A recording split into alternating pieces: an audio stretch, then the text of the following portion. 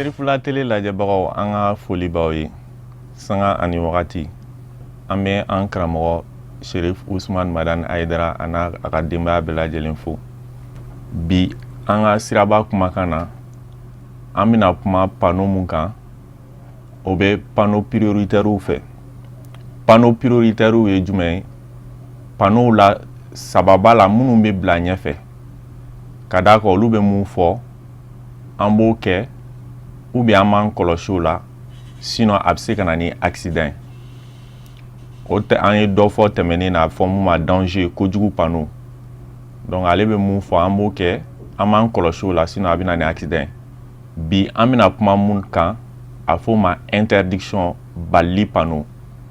Ale ye panneau ye a bɛ fɛn dɔ de fɔ fɛn mun bɛ yen o yɔrɔ la e man k'o kɛ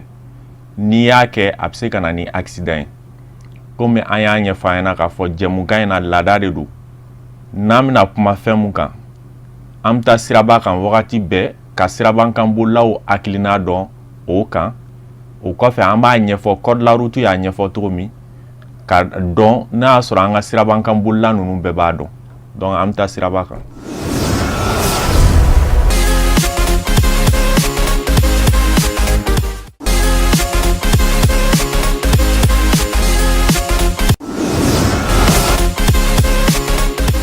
Interdiction est fait bon vraiment ni a sira ba kan fɔlɔ e mun yɛrɛ bɛ ka bolifɛn na I kan ka jateminɛ parce que wagati kɛra kun ye permis do moto la mais u nana dabila an ma kojugu kɛ k'o bɔ parce que pour que ka bolifɛn boli I ka siraba sariyaw dɔn bon siraba sariya dɔnni a bɛ sɔrɔ permis tali fɛ bon permis tali kɔnɔna la I bɛ panneau ninnu dɔn I kan ka taa sira min fɛ ani man ka taa sira min fɛ. N bɛ se ka mun fɔ interdiction fɛngɛ kan a bɛna ni ko caman ye siraba kan siraba batobaliya o ye kasaraba ye siraba kan batobaliya fɛ parce que ni ye panneau interdiction panneau ye mais o sira kelen ɲɛ bɛ panneau la I b'a dɔn I man ka bɔ a fɛ mais e yɛrɛ I bɔra a fɛ vraiment a bɛna ni kɔlɔlɔ ye ka se ma ka se mɔgɔ wɛrɛ ma.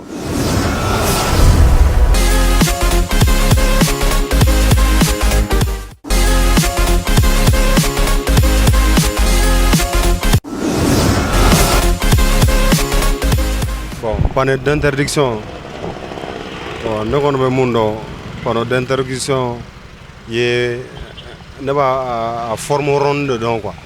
Mon est collier, bon collier doit avoir il a faut panneau de stop ou bé, bon sans interdit panneau fanabe, je crois terrain jema ba kono, bon année panneau dobe, bon c'est au stationnement qu'on fait quoi. Voilà ni où les on va y aller pour monter joie quoi.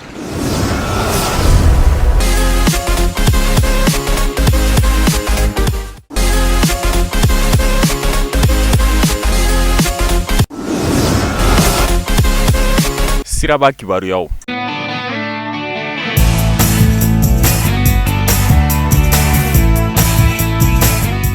Siraba kibaruyaw la ni accident fɔlɔ mun ni aw ɲɛ b'a la a kɛra hippodrome kɔnɔna de la.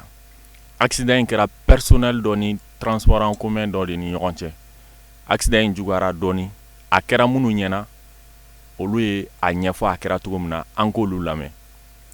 Cɛ sulen de nana u mɔgɔ saba de bɛ mobili kɔnɔ u y'a daminɛ depuis sanfɛla na ɲɛfɛla na ka na mobilitigi dɔ yɛrɛ y'u suit ka na fo yan ko parce que k'u tɛmɛna ale la cogo min na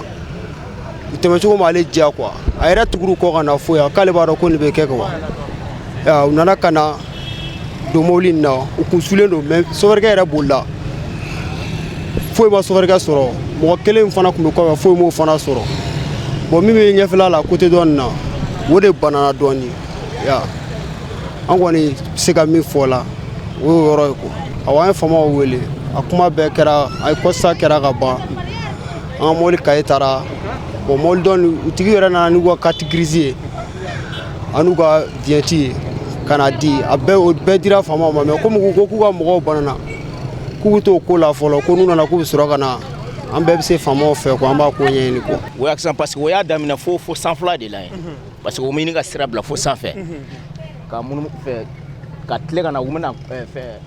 borni yɛlɛ o ye borni jɛ ka na namusafeereyɔrɔ ka kɛsi bɛ yen nɔ o yɛlɛla namasa kirala ka kɛsi fɛ ka o kari dɔrɔn ka o sira bila ka na ni mobili in tan quoi i y'a faamuya o denmisɛnnin mɔgɔ dama dama de tun b'a kɔnɔ dɔw bolila o mɔgɔ fila a bɛ sɔrɔ mɔgɔ 4 ɲɔgɔn o jate tun b'a kɔnɔ quoi mais 2 kun bɛ yen olu bolila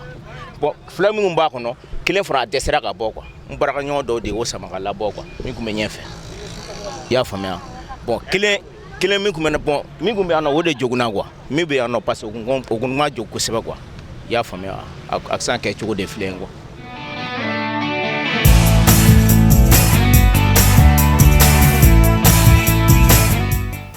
O kɔfɛ ni accident mun ni aw ɲɛ b'a la a kɛra Segu taga sira la accident in personnel tigi dɔ de don an ka jateminɛw y'a yira k'a fɔ Bamakɔ accident ka ca nka Segu de accident ka juguya yɛrɛ la accident ka juguya o bɛ Segu sira de la donc an bɛ dugawu de kɛ accident ye minnu sɔrɔ ni u joginna Ala ka nɔgɔya k'u ye minnu tora accident na Ala ka hinɛ u la Ala ka yafa u ma a bɛɛ kɛ kun de walasa aw minnu ni aw b'a lajɛ aw ka se k'a dɔn accident ko juguyalen don ka se hakɛya mun ma an ka se ka tagabolow falen caman ka se ka bɔ accident na a kɛ kun y'o de mɔgɔ kelen hakili kelen mɔgɔ 2 hakili 2 donc aw fana bɛ se ka hakilina d'an ma jɛmukan in kan. N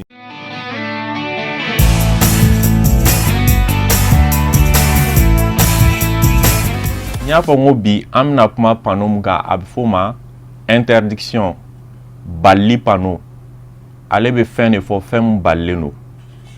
o panneau in yɛrɛ bɛ dɔn cogo di an ko panneau bɛ dɔn ka bɔ ɲɔgɔn na ni forme ni couleur de forme y'a kɛcogoya ye couleur ye couleur mun b'a la ale bɛ dɔn cogo di a b'a sɔrɔ a korilen don kori in dɔrɔn t'a to a bɛ fɔ a ma interdiction balili panneau a b'a sɔrɔ a laminen don ni bilenman fana ye o fana t'a to a bɛ fɔ a ma balili panneau i b'a sɔrɔ fɛn dɔ de bɛ yen a b'a fɔ ko balilen don o bɛ k'a kɔnɔna la a kɔnɔna ye jɛman ye donc ni a y'o ye dɔrɔn a bɛ fɔ o de ma balili panneau a bɛ fɛn de fɔ fɛn mun balilen don o panneau n'a y'a turulen yɔrɔ min a bɛ fɛn min fɔ ko balilen don o kumakan bɛ daminɛ a turulen don yɔrɔ min na a bɛ taa bila fo sira kunbɛn na sira kunbɛn o ye siraw bɛ bila ɲɔgɔn na yɔrɔ min donc intersection donc a bɛ fɔ o de ma sira kunbɛn a kumakan bɛ baara kɛ fo yen nɔ ou bien a bɛ panneau wɛrɛw ye minnu bɛ se k'a jira k'a fɔ a kumakan banna a bɛ fɔ o ma fin d'interdiction donc o b'a jira fɛn mun tun balilen don ni sera ale ma yanni i ka se sira kunbɛn ma o b'a jira sisan a banna a bɛ fɔ o ma fin d'interdiction o panneau ninnu a fɔlɔ-fɔlɔ in a fɔ nin ma interdit de circuler dans les 2 sens donc k'a turulen don yɔrɔ min na fo ka taa bila sira kunbɛn na bolimafɛn o fɛn o fɛn bɛ yen u si man ka boli ka taa u si man ka boli ka segin a fɛ ale panneau bɛ turu sugu kɔnɔnaw la yɔrɔw min ni jama ka ca yɔrɔ la bolimafɛn man ka boli yɔrɔ minnu na donc interdit de circuler dans les 2 sens ko bolimafɛn si man ka taa u si man ka segin a fɛ filanan ye mun dalen don o kan a bɛ fɔ o ma sens interdit sens interdit n'i y'ale ye a b'a jira k'a fɔ a ɲɛsinen don e mun ma e de man ka taa fɛ mais a kɔ donnen don minnu ma olu bɛ se ka n'a fɛ a fɔ de ma sens interdit donc n'a ɲɛsinen don e ma e tɛ taa fɛ a kɔ donnen don mun ma o bɛ n'a fɛ mun fana dalen don o kan interdit de tourner à gauche à la prochaine intersection donc o panneau in b'a jira k'a ta a turu yɔrɔ la fo ka se sira kunbɛn na e man ka fɔ i bɛ munumunu ka taa numanbolo yan fan fɛ donc o balilen don e la e man ka munumunu numanbolo fɛ n y'a fɔ a ɲɛna a bɛ balili mun fɔ n'i y'i tugu k'o kɛ a bɛ na ni accident ye donc ko ale b'a jira k'a fɔ i man ka fɔ i bɛ munumunu numanbolo yan fan fɛ mun fana dalen don o kan interdit de tourner à droite à la prochaine intersection donc ko an bɛna se sira kunbɛn min na k'a ta panneau turu yɔrɔ la fo sira kunbɛn na an man ka fɔ an bɛ munumunu ka taa kinibolo yan fan fɛ o yɔrɔ la donc i bɛ taa sɔrɔ an bɛ se ka tilen komi an bɛ se ka fara munumunu numanbolo fɛ mais an tɛ se ka taa kinibolo de fɛ donc ale ni sens interdit bɛ baara kɛ ɲɔgɔn fɛ i bɛ taa sɔrɔ i man ka munumunu ka taa yɔrɔ min fɛ komi an y'a fɔ n'ale ɲɛsinnen don yɔrɔ min ma e tɛ t'o fɛ donc i b'a sɔrɔ a bɛ yɔrɔ min na a b'a yira k'e man ka munumunu ka taa yɔrɔ min fɛ sens interdit fana bɛ kɛ o yɔrɔ la k'a yira i man ka taa o kɔfɛ mun dalen don o kan interdit de faire un demi tour e bɛ ka taa yɔrɔ min fɛ k'a fɔ i bɛ segin i kɔ ko k'a ta panneau turu yɔrɔ la fo sira kunbɛn na i man k'o kɛ donc n'i ko i b'o kɛ a bɛ se ka na ni accident ye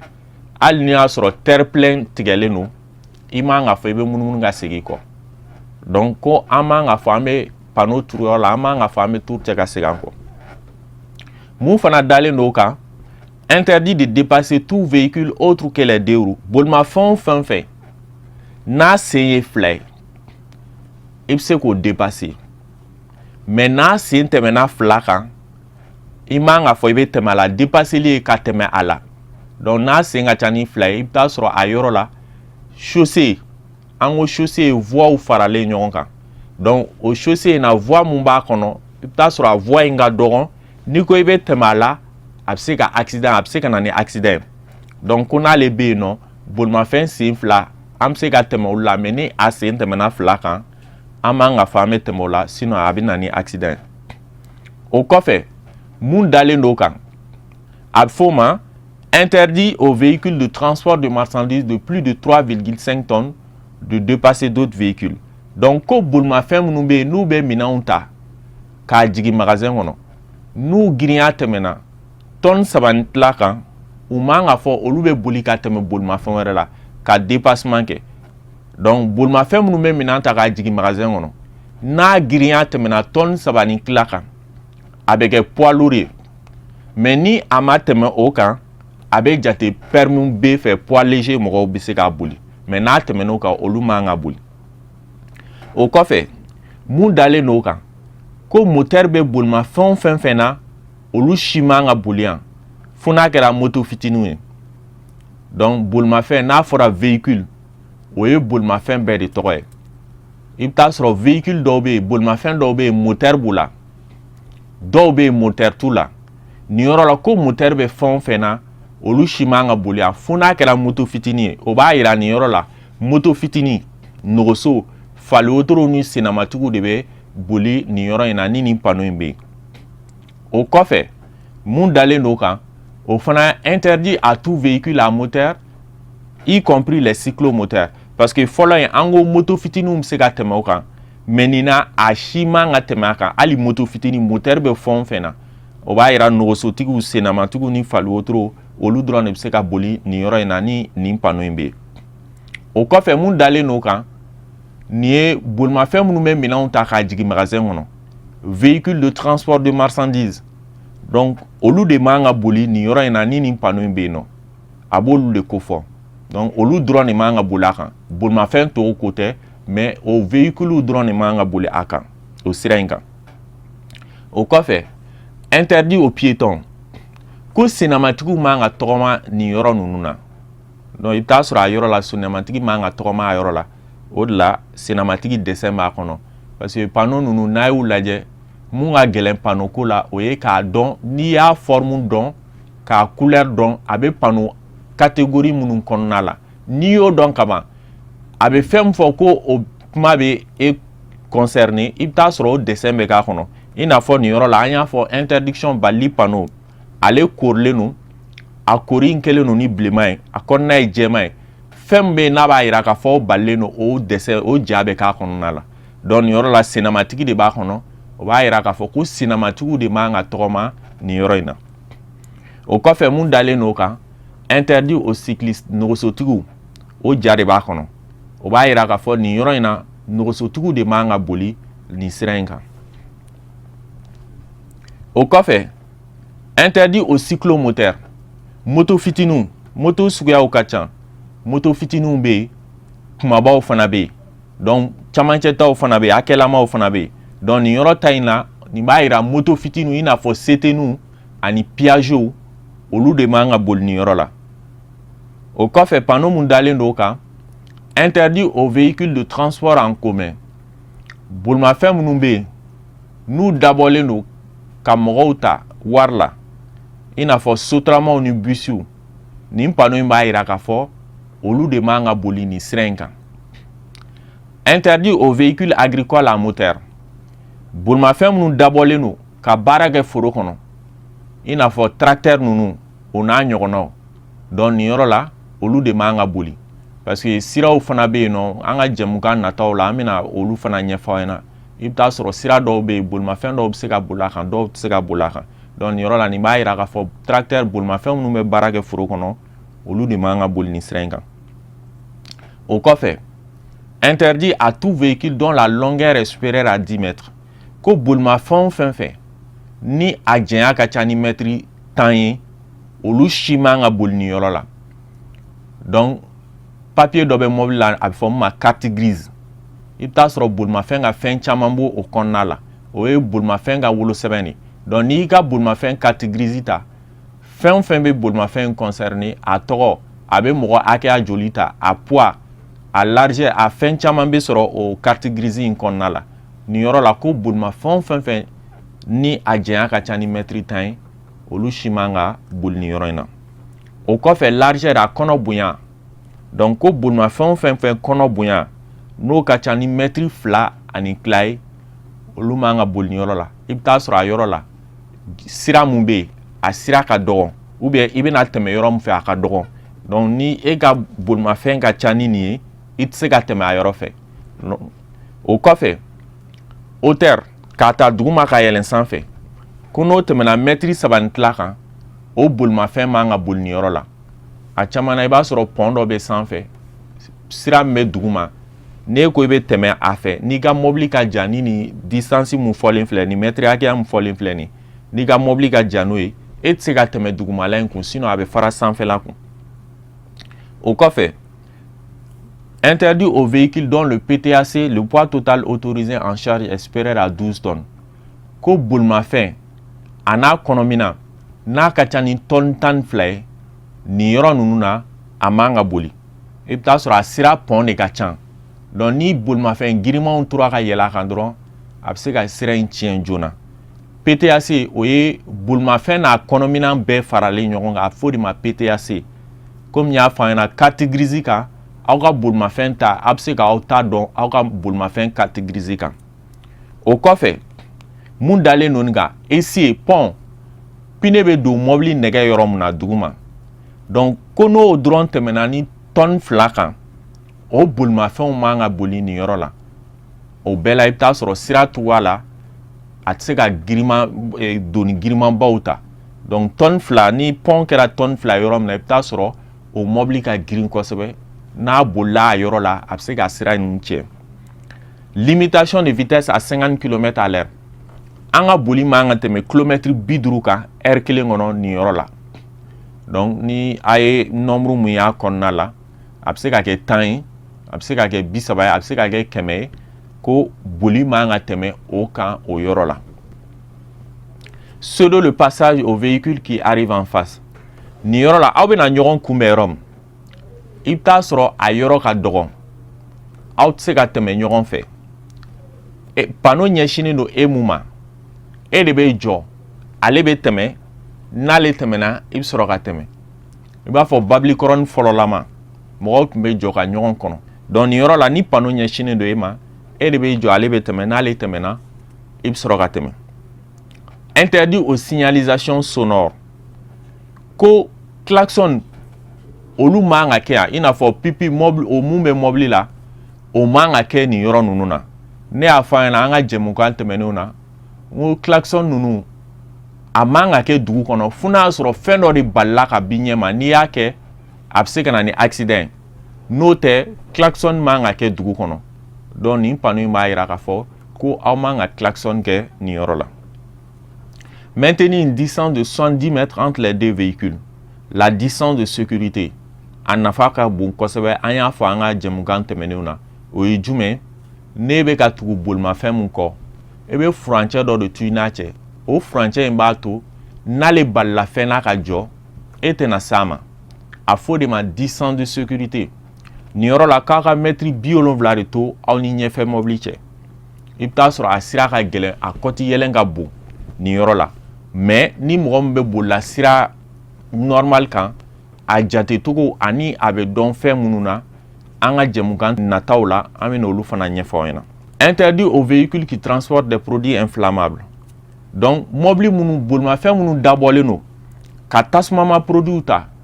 i n'a fɔ essence ou bien gaz bolimafɛn minnu ka baara ye o dɔrɔn tali ye ni nin panneau in bɛ yɔrɔ min na k'olu man ka boli o yɔrɔ la k'a ta panneau turu yɔrɔ la fo sira kunbɛn na u man ka boli o yɔrɔ la. An y'o de fɔ an ko nin ye balili panneau de ye, balili panneau minnu ni a bɛ dɔn ni a kɛlen don ni kori ye, a kori bilemanama don kɔnɔna ye jɛman ye, a bɛ fɛn min fɔ ko balilen don o ja bɛ k'a kɔnɔ. Donc nin yɔrɔ la ko bolimafɛn minnu bɛ minɛn produit tasumama produit ninnu ta minnu ka teli ka tasuma ta joona olu man ka boli nin yɔrɔ la. O kɔfɛ interdit aux véhicules qui transportent des produits qui peuvent polluer les eaux. Donc bolimafɛn minnu dabɔlen don produit tali kama, produit minnu n'a kɛra ji la a bɛ se ka ji tiɲɛ ou bien ka ji ɲɛ falen, o bolimafɛn ninnu olu man ka boli nin yɔrɔ ninnu na. Interdit aux véhicules qui transportent des matières dangereuses. Bolimafɛn minnu bɛ produit dangereux ta u ka bolimafɛn kɔnɔ, donc olu man ka boli nin yɔrɔ la. Interdit aux voitures à bras. Donc bolimafɛn wotoro puselaw ni o n'a ɲɔgɔnnaw olu man ka boli nin yɔrɔ ninnu na. I bɛ taa sɔrɔ pont sanfɛlaw la ou bien yɔrɔ dɔw bɛ yen nɔ wotoro puselaw man ka se o yɔrɔ la, sinon a bɛ se ka embouteillage créer ou bien a bɛ se ka accident yɛrɛ provoquer. Donc nin yɔrɔ la k'olu man ka boli. O kɔfɛ an ko a kumakan bɛ daminɛ aw bɛ panneau turulen yɔrɔ min a bɛ taa bila fo siraw bɛ bila ɲɔgɔn na yɔrɔ min. Tuma dɔ la i bɛ taa sɔrɔ sira kunbɛn ka jan, kumakan in bɛ ban yanni sira kunbɛn cɛ. Donc n'o o de don panneau wɛrɛw bɛ yen minnu bɛ se k'a jira k'a fɔ a banna. O panneau bɛ dɔn cogo di? O fana ye kori ye, ale kɔnɔna ye jɛman ye ka finman k'a kɔnɔ. Donc finman in mun b'a kɔnɔ o b'a jira k'a fɔ fɛn mun n'i tun tɛmɛna la k'a balilen don sisan a balilen tɛ bilen. Nin fɔlɔfɔlɔ in b'a jira fɛn o fɛn ye balili panneau ye n'i tɛmɛna fɛn o fɛn na ale kelen b'a bɛɛ ban. Donc n'i sera ale ma a kɔrɔ i tɛmɛna fɛn o fɛn na ko sisan a bɛɛ banna. Fo n'a kɛra jɔli kuntalajan ani jɔli kuntala surun ye, stationnement ni arrêt interdiction. Donc o panneau fana o ye balili panneau ka bolofara dɔ ye, o fana an bɛ n'o fana ɲɛfɔ a dan ma an ka laseli nataw la. Donc n'a bɔra olu la n'a ye nin ye dɔrɔn fɛn o fɛn ye balili ye sisan a bɛɛ banna. O kɔfɛ a tun fɔra boli man ka tɛmɛ kilomɛtiri 60 kan heure kelen kɔnɔ. I sera nin ma ko o banna. An tun ko bolimafɛn n'a sen ka ca ni 2 ye e man ka fɔ i bɛ boli ka tɛmɛ a la. Donc n'i sera nin ta in ma o b'a jira sisan o kumakan mun tun balilen don fɔlɔ sisan a balilen tɛ bilen. Donc aw bɛ se ka tɛmɛ bolimafɛn na mun sen ka ca ni 2 ye n'aw sera nin panneau in ma. O kɔfɛ an tun ko ni bolimafɛn minnu bɛ minɛn ta k'a jigin magasin kɔnɔ ko n'u girinya tɛmɛna tonne 3 ni tila kan olu tun man ka fɔ u bɛ boli ka tɛmɛ bolimafɛn wɛrɛ la. Mais n'aw sera nin ma sisan ko kumakan banna u bɛ se ka dépassement kɛ. Dépassement ye jumɛn? Ka tɛmɛ bolimafɛn wɛrɛ la. Donc dépassement fana o fana y'a dama jɛmukan ye k'an bɛn'o fana ɲɛfɔ aw ɲɛna an ka jɛmukan nataw la, parce que ale fana ye fɛn ye fɛn mun ka gɛlɛn kosɛbɛ. Ale de accident ka jugu ni